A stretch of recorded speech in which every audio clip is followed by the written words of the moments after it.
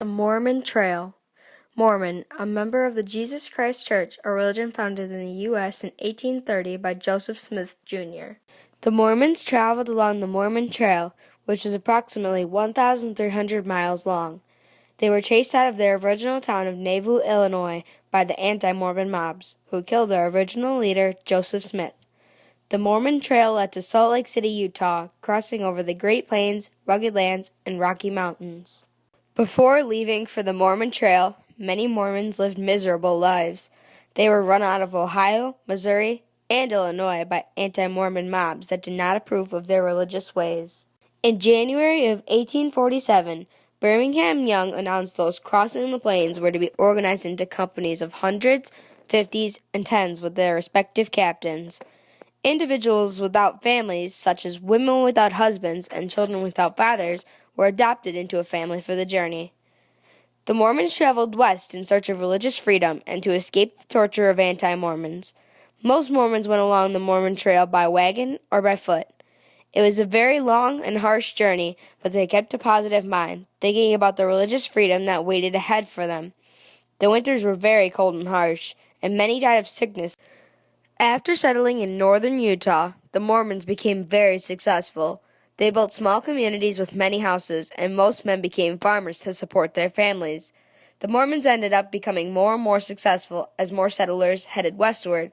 As more pioneers came west, the Mormons sold fresh goods and oxen so that they could survive. The Oregon Trail.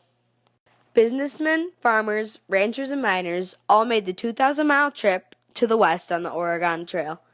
With economic troubles in the east and fertile soil waiting in the west, Oregon drew many people there, where they knew they could start a better life. After selling land and businesses and saving up money, the travelers were finally ready after a year of preparation. In order to successfully make the journey, travelers had to leave at a certain time so they wouldn't run into major snowstorms that the winter would bring. As they traveled through Missouri, Kansas, Nebraska, Wyoming, Idaho, and Oregon, they ran into some major hardships along the way. For example, the weather made to be a major issue.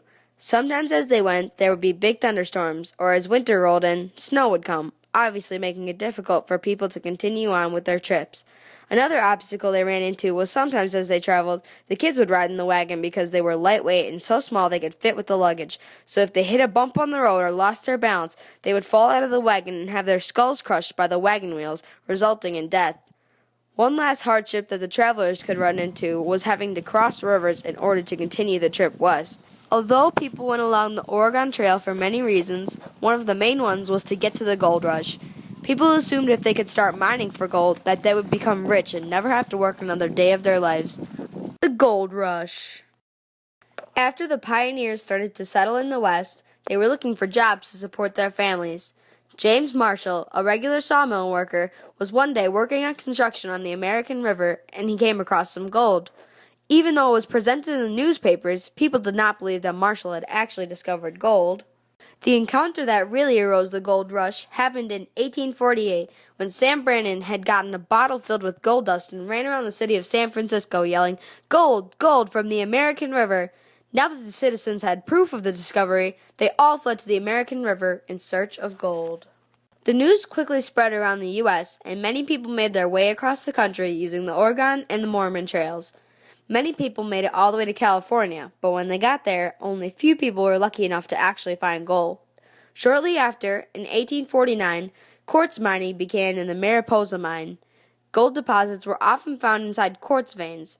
Not too long after the discovery, in 1850, California became a state.